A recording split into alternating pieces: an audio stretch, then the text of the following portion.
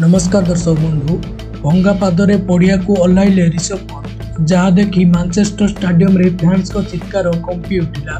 तबे संपूर्ण खबरटी जानिया भिडियोटी को शेष पर्यंत देखु। ता पूर्व चैनल रे नुआ होइथिले चैनल को सब्सक्राइब करी भिडियोटी को गोटे लाइक करी दियंतु। जुलाई 23 रे इंग्लैंड विपक्ष रे चतुर्थ टेस्ट मैच खेलुथिबा बेले पंत को गोड़ रे बॉल बाजिथिला। क्रिस ओकस को बॉल को रिवर्स स्वीप खेलिबा को चेष्टा करुथिबा बेले तांको गोड़ रे बॉल बाजिथिला एवं ऋषभ पंत को गोड़ फुली जाई रक्त बाहरिबारे लागिथिला।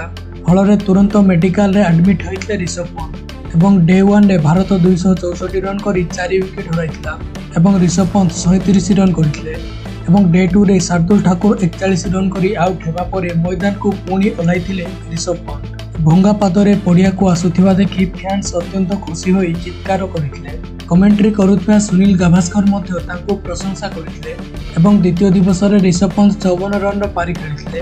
फल रे भारत प्रथम इनिंग्स रे 358 रन करि पारिथिला। वर्तमान सुधा इंग्लैंड 2 विकेट हराई 225 रन करिछि। धन्यवाद।